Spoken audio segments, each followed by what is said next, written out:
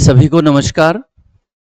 मैं डॉक्टर मृत्युंजय कुमार पारिक कल्प English academy के इस मंच पर आप सभी का अभिनंदन और स्वागत करता हूं। कल्प का ये मंच सफल लोगों की कहानी, सफल लोगों की जुबानी का मंच है और इस मंच पर कल्प इंग्लिश एकेडमी से सफल हुए लोगों का इंटरव्यू लेने का, उनसे उनकी बात करने का एक मंच है। एक बार फिर से मैं सभी का अभिनंदन और स्वागत करता हूं और मैं अपनी बात, आज के इस मंच पर होने वाली बात, मैं इन्हीं चंद पंक्तियों से शुरू करूंगा कि बहुत रोते हैं लेकिन दामन हमारा नम नहीं होता। बहुत रोते हैं लेकिन दामन हमारा नम नहीं होता। इन आंखों के बरसने का कोई मौसम नहीं होता। मैं दुश्मनों के बीच भी महफूज रहता हूं। मेरी माँ की दुआओं का खजाना कम नहीं होता। एक माँ, एक बेटी, एक पत्नी, एक बहू और एक बहन, अपने समाज में ये होना कितना मुश्किल है और इन सब जिम्मेदारियों को निभाना कितना कठिन और कितना दुष्कर है, ये हम सभी जानते हैं। लेकिन फिर भी हम ये बहुत अच्छे से जानते हैं कि एक बेटी और एक माँ, एक बहन, एक बहू, एक पत्नी जब परिश्रम करती है तो वो कहाँ तक पहुंचती है। उनकी ऊंचाइयां, उनकी सफलता की कहानी अपना समाज, अपना परिवार और अपने आस पड़ोस में जो भी है वो सब उनकी बातें करते हैं। कल्प के इस मंच पर आज हमारे बीच हैं श्रीमती उषा जी शर्मा, वरिष्ठ अध्यापक हैं अंग्रेजी में, लेक्चरर, वरिष्ठ अध्यापक लेक्चरर हैं। तो आज के इस मंच पर मैं इनका अभिनंदन और स्वागत करता हूं। ये 2005 में तृतीय श्रेणी अध्यापक के रूप में चुनी गई और उसके बाद में 2015 की भर्ती में 2017 में इनकी पोस्टिंग हुई और वर्तमान में ये राजकीय उच्च माध्यमिक विद्यालय ताल मैदान सरदार शहर में कार्यरत हैं। हम अपनी बात शुरू करते हैं और अब आगे पूरी इनकी जो जीवनी है इस एजुकेशन पूरे सिनेरियो में, तो हम बात करेंगे उषा जी से। उषा जी, आपका बहुत बहुत अभिनंदन और स्वागत है। मैं आपसे सबसे पहले तो मैडम ये जानना चाहूंगा कि आप अपने बारे में ही कुछ अच्छी चीजें बताएं। सबसे पहले अपना परिचय, मैं उषा शर्मा 2005 में पहली सफलता के रूप में तृतीय श्रेणी अध्यापक के रूप में राजकीय उच्च प्राथमिक विद्यालय रामसी सर भेड़वालिया में मेरी प्रथम नियुक्ति हुई। बचपन से ही मेरा एक जुनून था सर कि मैं केवल और केवल पढ़ना चाहती हूँ। इसके अलावा मेरा कोई शौक नहीं था, कोई मेरा इंटरेस्ट नहीं था। तो 2005 में नियुक्त होने के बावजूद भी मैंने कभी ये नहीं संतुष्टि महसूस की कि अब मुझे और पढ़ने की आवश्यकता नहीं है। मैं पोस्ट ग्रेजुएट थी पॉलिटिकल साइंस में। उसके बाद 2005 में नियुक्त होने के बाद मुझे लगा, और ये लगा इस वजह से, अभी सुधा मूर्ति जी के कुछ कोटेशन चल रही हैं कि there is a understanding husband behind a successful woman. तो मैं इसके लिए मेरे हस्बैंड श्री माणकचंद जी शर्मा को भी बहुत बहुत धन्यवाद देना चाहूँगी कि उन्होंने मुझे बार बार मोटिवेट किया। उन्होंने कहा कि मैं तुझे अंग्रेजी प्राध्यापक के रूप में देखना चाहता हूँ, और उसी उद्देश्य की पूर्ति के लिए सबसे पहले मैंने पोस्ट ग्रेजुएशन की और प्राइवेट रह के यहाँ पे हमारे सरदार शहर में बहुत ज़्यादा कोई उस समय में सुविधाएं नहीं थी। तो हमारे सर रामेश्वर जी खिचड़, राजेश जी पांड्या, उनके सानिध्य में मैंने पोस्ट ग्रेजुएशन की। उसके बाद एक थोड़ा सा विराम आ गया क्योंकि ना कोई वैकेंसीज आ रही थी, बीच में पारिवारिक परिस्थितियां भी कुछ ऐसी थी। परिवार और घर, एक वर्किंग वुमन है सर, वो दो जिंदगियां जीती है एक साथ। कहने को लोग कह देते हैं कि क्या है, स्कूल जाते हैं, बैग उठा के चले जाते हैं, इनके तो कोई काम ही नहीं है। लेकिन सर हमारा दोनों दोहरा व्यक्तित्व हो जाता है हमारा। घर में हम हाउसवाइफ हैं, स्कूल में हम वर्किंग वुमन हैं, तो दोनों साथ में बच्चे, सब कुछ को एक बैलेंस बनाते हुए 2008 में एक बार थोड़ी सी आशा की किरण जगी जब सेकंड ग्रेड की वैकेंसीज आई, और उस समय मैंने एक बार फिर से प्रयास करने की कोशिश की कि मैं दोबारा तैयारी करती हूँ, क्योंकि मैं थोड़ा थोड़ा जुड़ी हुई थी। 2007 में पोस्ट ग्रेजुएशन कंप्लीट हुई थी मेरी, वहाँ से धीरे धीरे शुरू किया वापस, और उसी का परिणाम है कि आज मैं आपके सामने हूँ, और अंग्रेजी प्राध्यापक के रूप में मैं यहाँ पे आपके सामने उपस्थित हूँ। धन्यवाद मैम। मैडम, एक अभी आपने कहा कि एक महिला जो है वो दोहरी भूमिका निभाती है परिवार में, एक हाउसवाइफ के रूप में, एक माँ के रूप में, एक बहन के रूप में, और अपने वर्किंग प्लेस पर वो एक लेक्चरर, एक प्रिंसिपल, एक टीचर के रूप में। ये दोनों जिम्मेदारियां जो है घर की और स्कूल की, ये दोनों जिम्मेदारियां निभाते हुए एक महिला के लिए इस मुकाम तक पहुंचना या इस मुकाम पर बने रहना या इस एक लेक्चरर रहते हुए घर की जिम्मेदारियों को निभाना कितना मुश्किल है? आप प्लीज इसके बारे में। बिल्कुल सर, बहुत मुश्किल है। अगर मान ले तो बहुत मुश्किल है, और अगर समय का प्रबंधन बहुत अच्छे से कर ले तो सब कुछ संभव है सर। स्कूल के 6 घंटे, और रामसी सर पोस्टिंग थी तो 1 घंटा आप मान के चलिए, अप डाउन का भी हो गया। सुबह का काम सारा, घर का काम खत्म करके फिर स्कूल जाना, वापस आना, और इसके साथ-साथ ही कल्प क्लासेज, जो कि आजकल कल्प इंग्लिश एकेडमी के नाम से विख्यात है, वहाँ जुड़ना। यानी मेरा शेड्यूल ऐसा था, मैं सुबह घर से पौने 9 बजे निकलती थी और मैं घर वापस पहुँचती थी 8 बजे, शाम को 8 बजे। इतना मुश्किल, और उस समय मुझे पढ़ने के लिए, अगर घर पे अगर मैं सेल्फ स्टडी की बात करूँ, तो मेरे लिए कोई टाइम नहीं था, क्योंकि 8 बजे के बाद आके मुझे थोड़ा बहुत हाउस होल्ड एक्टिविटीज़ भी करनी, और फिर खुद को भी रेस्ट करना। बहुत मुश्किल है, जब तक जब तक कि आपकी फैमिली आपको सपोर्ट नहीं करती। लेकिन अगर आपकी फैमिली आपको सपोर्ट कर रही है, तो सब कुछ संभव है सर। ऐसा कुछ नहीं है इस दुनिया में जो किसी महिला के लिए असंभव हो। बिल्कुल सर।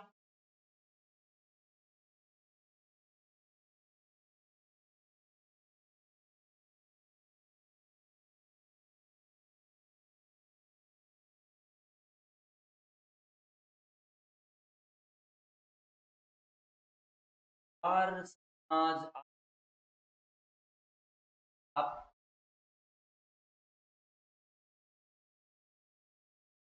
हल्की भी क्या खेद हो सामना। जी, मेरी बड़ी बेटी है सर, उस समय 9th क्लास में थी। तो आप मान सकते हैं कि वो एक टीनेजर, और एक तरफ एक माँ के लिए बहुत बड़ी भूमिका हो जाती है उस बच्चे को सँभालना, जो कि एडोलसेंस की तरफ जा रहा है। उसमें ऐसे हार्मोनल चेंजेज़ हो रहे थे कि मैं अपने आप को रोज़ शॉक पाती थी जब वो कुछ ऐसा कर जाती थी। क्योंकि वो बहुत इनोसेंट सी बच्ची है, और वो जब रिप्लाई करना शुरू कर दिया उसने, थोड़ा-सा उसमें मैंने विद्रोही देखना शुरू कर लिया, तो मेरे लिए वो बहुत चुनौतीपूर्ण था। उसके बाद एक हद तक मेरे हस्बैंड है वो मेरी हेल्प कर सकते हैं, लेकिन उसके बाद उनकी भी लिमिटेशंस होती हैं, उसके बाद वो भी नहीं कर पाते। मेरा घर भी बहुत दूर बीकानेर रोड पे है, तो वहाँ पे मुझे मेड वगैरह भी अवेलेबल नहीं थी। तो उस वजह से मुझे घर का पूरा काम, सुबह का तो पूरी ज़िम्मेदारी मेरी थी कि मैं सारा काम करके उसके बाद विद्यालय समय में मैं पहुँचूँ, और वहाँ से आकर 4 बजे सीधा मैं फिर कोचिंग जाती थी। वहाँ पढ़ाई करके उसके बाद सीधा घर। तो उस समय छोटी बेटी है, वो बहुत छोटी थी, दोनों में 7 साल का गैप है, तो उसको भी सँभालना, साथ में पारिवारिक रिश्ते, कोई इस तरह के फंक्शन्स वगैरह वो भी अटेंड करना, तो एक महिला के लिए वाक़ई बहुत मुश्किल है। लेकिन अगर वो ठान ले और ईश्वर का उसके ऊपर आशीर्वाद हो, तो उसके बाद वो हर एक सफलता है उसको प्राप्त करने के लिए तैयार रहती है।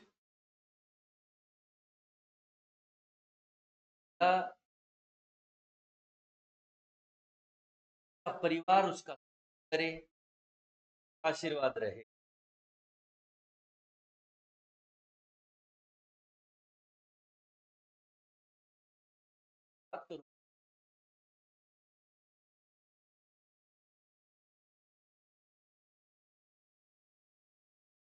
राजेश पांड्या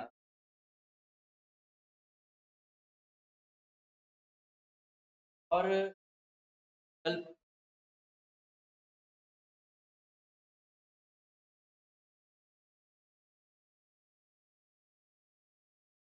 पॉलिटिकल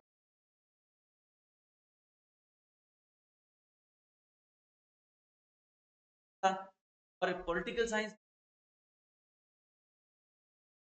सारा कुछ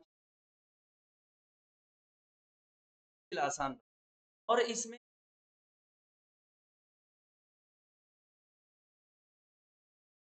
जी बिल्कुल सर। मैं बात करती हूँ, मुझे एक एक मैं आजकल थोड़ी मेमोरी लॉस होने लगी है उम्र के हिसाब से, लेकिन जब मैंने तैयारी की ना सर, तो जो कल क्लासेस के जो मोमेंट्स हैं ना, वो मेरे दिमाग में अभी तक एज इट इज़ बैठे हुए हैं। मुझे आज भी याद है पहली बार मैं कमल जी की शरण में, क्योंकि बड़े बुजुर्गों का आशीर्वाद और गुरु कृपा होती है तभी ऐसे गुरु मिलते हैं। तो कल क्लासेस मैंने पहली बार ज्वाइन की 26 अक्टूबर 2015 को। उसके बाद जब मैंने सर के पढ़ाने के तरीके को देखा, तो मैं एकदम मेस्मराइज्ड। मतलब आपके पास ज्ञान है, बहुत अच्छी बात है, लेकिन उस ज्ञान को आप अपने विद्यार्थी तक कैसे पहुंचाते हो, ये अगर कोई सीखना भी चाहे तो कमल जी सर से सीखे। वाकई में उनका जो बच्चों के साथ, अपने विद्यार्थियों के साथ जो मधुर संबंध है, उनके चेहरे की जो मुस्कुराहट है ना, वो कितना भी मुश्किल टॉपिक हो उसको आसान बना देती है। जैसे ही मैंने कोचिंग ज्वाइन की, मेरे को घर शिफ्ट करना था और मेरी और कोचिंग की दूरी होगी 3 किलोमीटर। तो मेरे लिए ये भी बहुत चैलेंजिंग और बढ़ गई। उसके बाद अक्टूबर, तो फिर नवंबर, दिसंबर, यानी कि समय और परिस्थितियां हैं वो भी मेरे विपरीत होनी शुरू हो गई थी, क्योंकि ठंडी में 8 बजे घर पहुंचना, तो 8 बजे तक तो काफ़ी ठंड हो जाती है। शुरुआत में जैसे ही 7, 8, 10 दिन मैंने कोचिंग ज्वाइन की, उसके बाद सर का एक रूटीन रहता है, वो टेस्ट लेते हैं। और सर आप मानेंगे नहीं, जैसे ही 1, 2 टेस्ट हुए, हम जितने विद्यार्थी थे उन सभी विद्यार्थियों में मैं सबसे नीचे टॉपर रहती थी, नीचे से। जी बिल्कुल। और कमल जी सर की विशेषता है कि वो डांटते नहीं हैं, लेकिन जब वो डांटते हैं ना, तो वो डांट बड़ी दर्द महसूस करवाती है। तो एक दिन मैं ऐसे ही कोचिंग में बैठी थी और सर ने कहा कि मैडम ये क्या है आपका रिजल्ट, का मतलब आप पढ़ नहीं रहे हो। और मेरी आंखें नम हो गई। मैं सर से कह नहीं पाई कि सर मेरे पास समय ही नहीं है, मैं कब पढ़ाई करूं, क्योंकि मैं 8:45 से लेके 8 बजे तक तो मेरा शेड्यूल बिल्कुल टाइट है। वहाँ मेरी जो सर रिवाइज करवा रहे हैं कोचिंग में, वो भी रिवाइज नहीं कर पा रही हूँ, तो फिर मैं कब पढ़ूं। तो इसके लिए फिर मेरे हस्बैंड आगे आए। उन्होंने कहा कि शाम की जिम्मेदारी बिल्कुल आपकी नहीं है, शाम का खाना आपको खिलाना और समय पे आपको सोना, ये मेरी जिम्मेदारी, दोनों बच्चों की जिम्मेदारी मेरी। आप केवल अपनी पढ़ाई पे ध्यान दो। आज के बाद कभी भी कमल जी सर को डांटने का मौका नहीं मिलना चाहिए। और वही हुआ सर। मैं 8 बजे के बाद घर पहुंचती, रात का खाना मेरे हस्बैंड बना के रखते, बच्चे हैं वो अपना खाना होमवर्क वगैरह करके, मैं 8:30 तक सो जाती, 8:30, 9 बजे तक। और मैंने फिर रात को 3 बजे उठना शुरू किया। 3 बजे मुझे बहुत अच्छा लगता था, क्योंकि एकदम चारों तरफ पिन ड्रॉप साइलेंस, कोई डिस्टर्ब करने वाला नहीं है। और उस समय मैंने फिर अपनी पढ़ाई को रिवाइज करना शुरू किया, क्योंकि सर तो पढ़ा ही रहे थे और बहुत अच्छा पढ़ा रहे थे। रिवाइज किया और फिर जब मैंने अपनी परफॉर्मेंस देखी, तो उसमें मुझे पॉजिटिविटी लगी। एक बार फिर बीच में एक थोड़ा-सा गैप आ गया और मैंने सर से कह दिया कि नहीं सर, मैं पॉलिटिकल साइंस से एग्ज़ाम दूँगी, मैं इंग्लिश में नहीं दे रही। सर ने मुझे फ़ोन किया है खुद। अगर आज के ज़माने की आप कोचिंग्स की बात करें ना सर, वो टोटली प्रोफ़ेशनल हैं। उनको कोई मतलब नहीं है, उनको पैसे से मतलब है, कौन-सा स्टूडेंट आ रहा है, कौन नहीं आ रहा, कोई लेना-देना नहीं होता। बस, लेकिन सर ने मुझे पर्सनली फ़ोन किया, बोले नहीं मैडम, मैं आप में वो जुनून देख रहा हूँ और आप पॉलिटिकल साइंस से बिल्कुल एग्ज़ाम नहीं देंगे, आप इंग्लिश में ही पेपर देंगे और आप वापस कोचिंग आ जाओ। नेक्स्ट डे मैं वापस चली गई और उस दिन के बाद बहुत सारी समस्याएँ हैं जो मेरी व्यक्तिगत हैं सर, जो कि हर एक स्टूडेंट की नहीं है, मेरी व्यक्तिगत है जो मैंने सर को बताई। सबसे पहले सर ने हमारा 2 बार सिलेबस कवर करवा दिया। मतलब हमारी कोचिंग चली है अक्टूबर लास्ट से लेके जून तक, जुलाई में हमारे पेपर थे। इस दौरान उन्होंने 2 बार हमारा सिलेबस डांट के, फटकार के, प्रोजेक्टर से पढ़ा के, मूवी दिखा के और चुटकुले सुना के, मतलब उन्होंने इंग्लिश को इतना ज़्यादा मतलब इंटरेस्टिंग बना दिया हमारे लिए कि यूँ लगता था कि क्लासेस में कभी बोर नहीं हुए, बिल्कुल। और मेरी व्यक्तिगत समस्याओं की बात करें तो जो बबल्स होते हैं ना सर, वो मेरे बाउंस करने शुरू हो जाते हैं। तो मेरा जैसे 46 क्वेश्चन है, आएगा बी, उसमें मुझे पता है बी ऑप्शन सही है और मैं फिलअप कर देती थी सी, डी। तो मैंने सर से कहा कि सर मेरी ये प्रॉब्लम है। नेक्स्ट बार जब भी कोचिंग में टेस्ट हुआ, सर ने वो बबल जूम करवा के रखे मेरे लिए कि मैडम अब गलती नहीं होनी चाहिए आपसे। और सर आप मानेंगे नहीं, कल क्लासेस में ही मतलब मेरा इतना ज़्यादा उसमें सुधार हुआ कि जब मेन एग्जाम हुई उसमें मेरा एक भी क्वेश्चन इस वजह से गलत नहीं हुआ कि मेरे बबल बाउंस कर रहे हैं।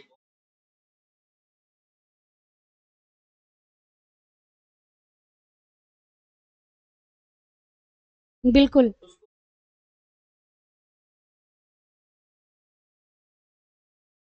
सॉल्व करें, बिल्कुल सर। उसके बाद दूसरी प्रॉब्लम थी, मैं थायराइड की पेशेंट हूँ 2006 से। तो मेरे को गर्मी है ना, हाइपर हो जाती हूँ मैं जल्दी, तो गर्मी की वजह से मेरे को बहुत परेशानी है। और मोस्टली आरपीएससी पता नहीं क्यों एग्जाम ऐसे करवाती है कि वो जून जुलाई ऐसे महीनों में ही होती है। हाँ, और उससे पहले इतने फेल्योर मैंने झेल लिए थे सर। 3 बार सेकंड ग्रेड दे लिया, एक बार एचएम और एक बार इंग्लिश फर्स्ट ग्रेड भी मैं दे चुकी, लेकिन हर बार असफलता। तो मैंने कहा सर मुझे गर्मी से प्रॉब्लम है, मैं हाइपर हो जाती हूँ और मैं शायद पेपर को पढ़ भी नहीं पाती ढंग से। जैसे जहाँ फॉल्स हो उसको ट्रू पढ़ लेती हूँ, जहाँ नोट हो वो नोट मुझे दिखता ही नहीं है। तो ये मेरी प्रॉब्लम है।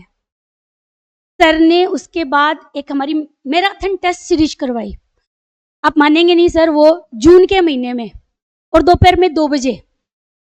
आप बताइए कौन ऐसा गुरु होगा, ईश्वर कृपा होती है तब ऐसे गुरु होते हैं। कौन ऐसा गुरु होगा जो अपने बच्चों के लिए, उनका भी तो गर्मी है, उनको वो तो सिलेक्टेड हैं, लेकिन फिर भी उन्होंने इतनी मेहनत की, 2 बजे दोपहर में टेस्ट रखा और जून के महीने में कि मैडम जितनी गर्मी है, जितनी प्रॉब्लम है, वो कल इंग्लिश एकेडमी की इसी सीट पे छोड़ के जानी है। इन प्रॉब्लम्स को अपने साथ अपने एग्जाम सेंटर तक बिल्कुल नहीं लेके जाना। और परिणाम आपके सामने है सर। केवल और केवल कल्प क्लासेस की वजह से मैं आज ये इंटरव्यू कर पा रही हूँ। और मैं हमेशा कहती हूँ कि मैं अगर एक अंग्रेजी प्राध्यापक हूँ तो वो केवल और केवल कल्प क्लासेस की वजह से।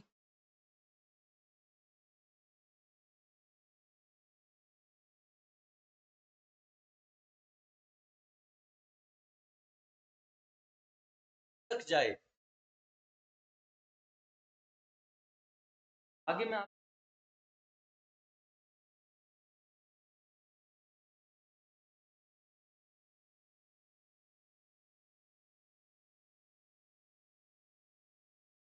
मैटर कैसे डिफरेंट, बहुत डिफरेंट है सर। बात करें अगर कमल जी सर की,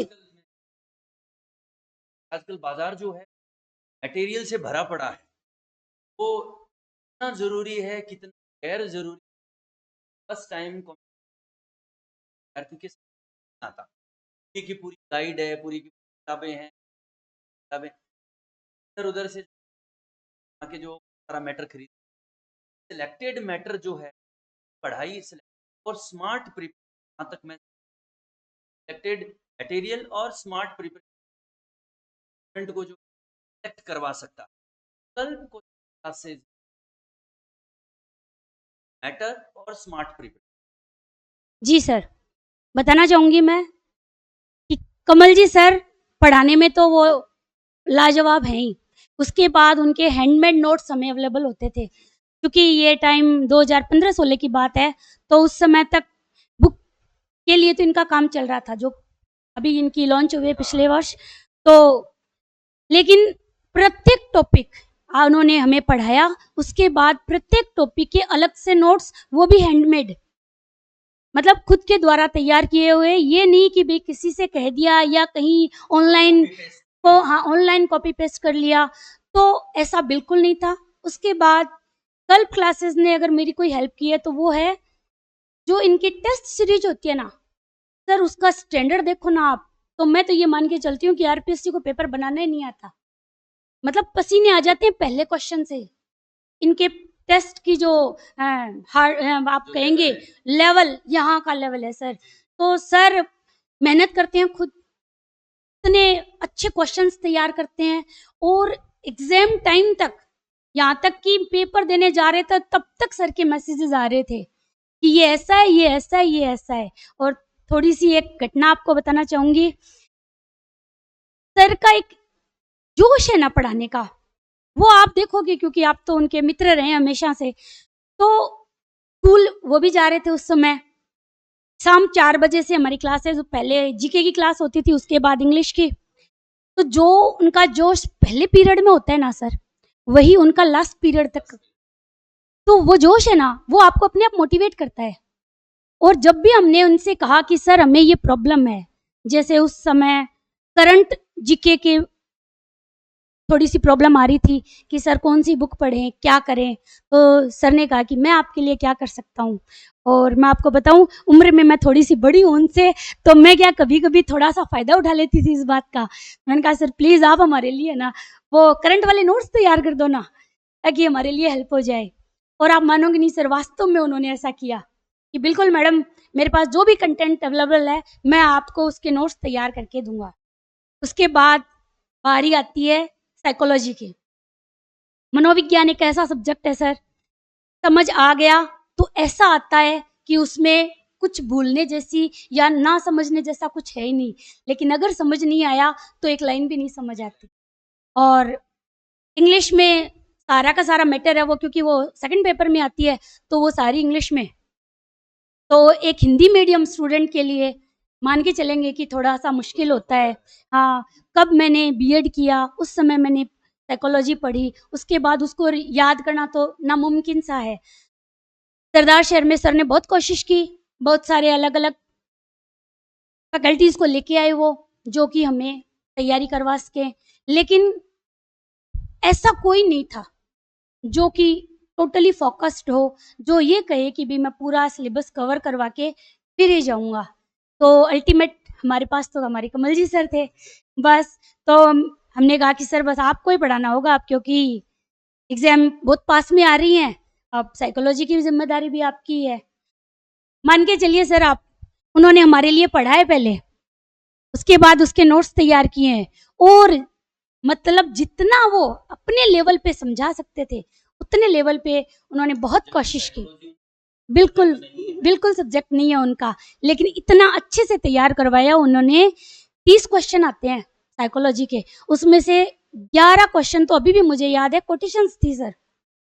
लेकिन जो मैंने अटेम्प्ट किया, मैं अभी तक आपको बता रही हूँ, साइकोलॉजी के जितने क्वेश्चन अटेम्प्ट किए, मेरे शायद 1 या 2 क्वेश्चन थे जो गलत थे, बाकी मेरा कोई क्वेश्चन गलत नहीं था। तो ये मैं यही कहूंगी कि ये सर की वजह से ही हो पाया। है वो स्टूडेंट के लिए इतना है। और यहाँ तक कि वो, मैं भी खुद लगभग 18-20 साल से प्रोफेशन, ये हम सुनते आए थे कि एक टीचर को पढ़ाने से पहले पढ़ा घंटा 2 घंटा खुद को स्टडी करनी चाहिए। आपके अनुसार जो कल क्लासेस में आप पढ़ने आते थे, तब ये हुआ कि एकदम क्लियर है कि वो आपको पढ़ा, आप जितनी मेहनत करते थे उनसे ज़्यादा मेहनत वो करते थे। अभी आपसे ये क्लासेस, इंग्लिश क्लासेस, तो आपने अगर वो देखे, आप उनके बारे में क्या कहना चाहते जी, ऐसा है सर, आजकल सारा का सारा ही हाईटेक ज़माना हो गया है, डिजिटलाइजेशन हो रहा है सबका।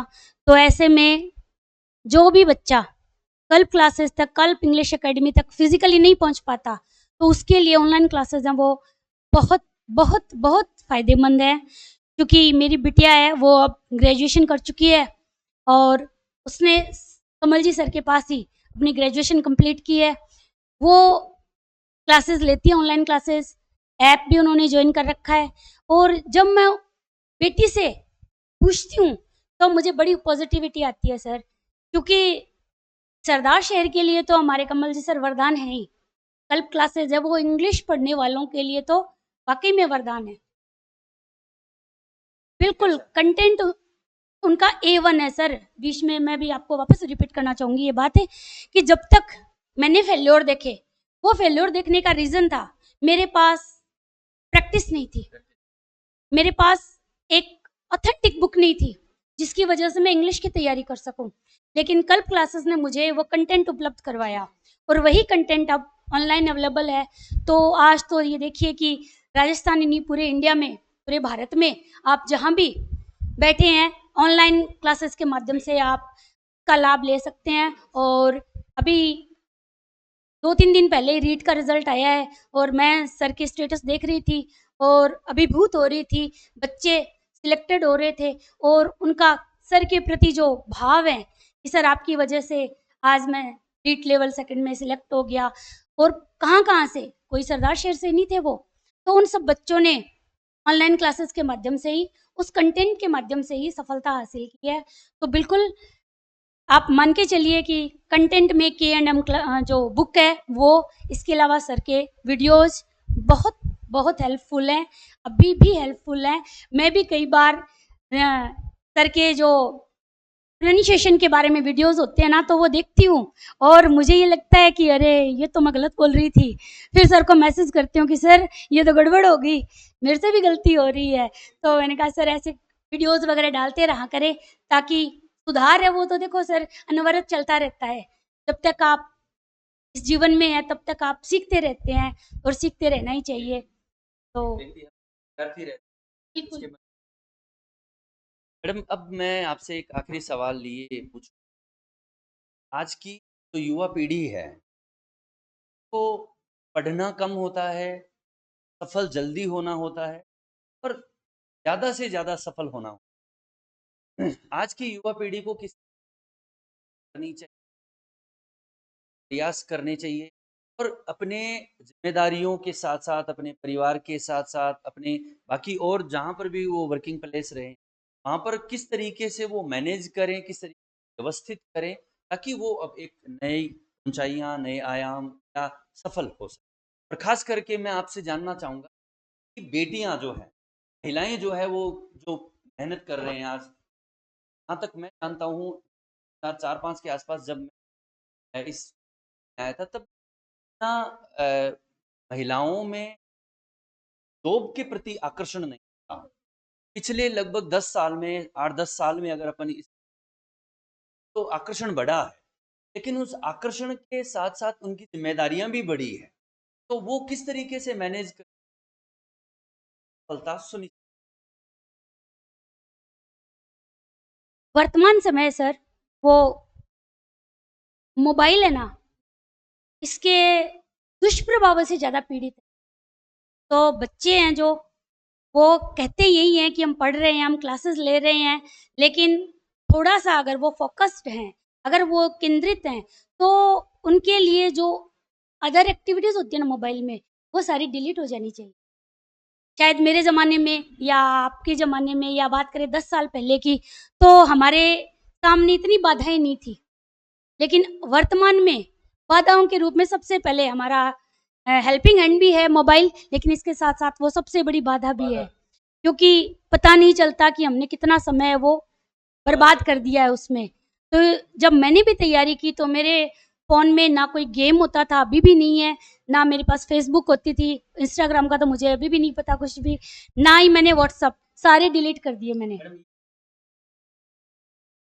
इनसे जुड़ रही है तो उसके उसमें क्या करना चाहिए। बिल्कुल, इसके लिए सर आप अपने कंटेंट पे ध्यान दें ज़्यादा। जहाँ तक महिलाओं और बच्चियों की बात है, तो चाहे महिला हो, चाहे बेटी हो, घर के प्रति उसकी ज़िम्मेदारी थोड़ी ज़्यादा होती है। बजाय कि पुरुष या बेटे के। क्योंकि मैं एक माँ, वर्किंग वुमन, और अगर मेरी बेटी मेरे साथ घर में थोड़ी बहुत हाउस होल्ड एक्टिविटीज़ में हेल्प नहीं करेगी तो मेरे लिए काम करना थोड़ा मुश्किल हो जाएगा। तो इसलिए बेटियों को ये भी नहीं है कि मैं पढ़ाई कर रही हूँ कि वो सोशल जो जितने भी काम हैं उनसे अलग हो जाए या फिर अपने परिवार से बिल्कुल अलग हो जाए। नहीं, उनको घर में भी हेल्प करवानी चाहिए। उसके अलावा अपना ध्यान है ना वो बिल्कुल केंद्रित रखें। फ्लक्चुएशंस नहीं आनी चाहिए उसमें। ये नहीं होना चाहिए कि आज मुझे ये करना है, कल मुझे वो करना है, परसों नहीं मुझसे कुछ नहीं होगा, मैं नहीं कर पाऊँगी। ये सोचना ही नहीं है। हम महिलाएँ हैं और हम अगर ठान लें तो हम कुछ भी करने में सक्षम हैं। तो इसलिए विशेष ध्यान दें कि जो ऐसा समय जो आप बर्बाद कर रहे हैं, जिसमें आप पढ़ाई कर सकते हैं, तो उस समय को आप किस तरीके से बैलेंस करें, कंज़्यूम करें और अच्छे से तैयारी करें, अच्छा कंटेंट पढ़ें। 2 तरह की बुक्स अवेलेबल है मार्केट में। एक होती हैं जो दिखावा ज़्यादा करती हैं, लेकिन अगर सर 4 लाइनें पढ़ें, तो उन 4 लाइनों में आपको 20 गलतियाँ मिलेंगी। लेकिन अगर वही कंटेंट आप सही पढ़ेंगे, अच्छा पढ़ेंगे, सटीक पढ़ेंगे, मतलब टॉपिक वाइज़ पढ़ेंगे, तो उसमें आपको फिर बिल्कुल हेल्प मिलेगी। और सफलता के लिए कोई शॉर्टकट नहीं होता। सफलता के लिए आपको तपना पड़ेगा, तपना पड़ेगा और तपना पड़ेगा।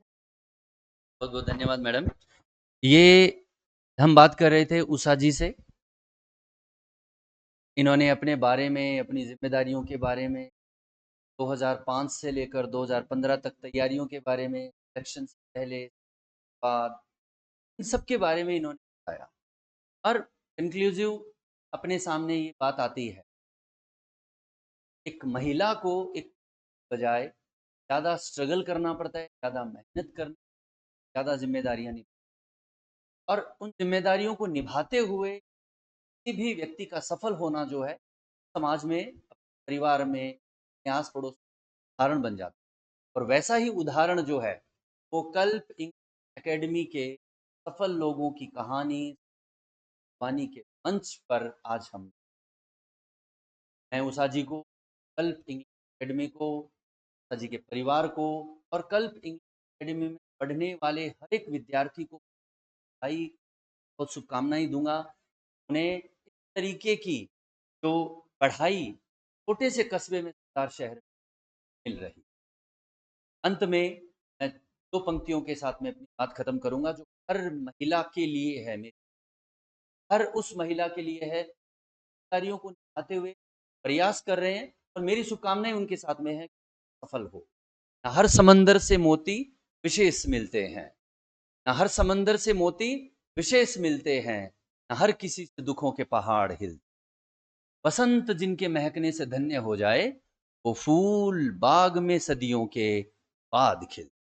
आप सभी का बहुत बहुत धन्यवाद, शुक्रिया।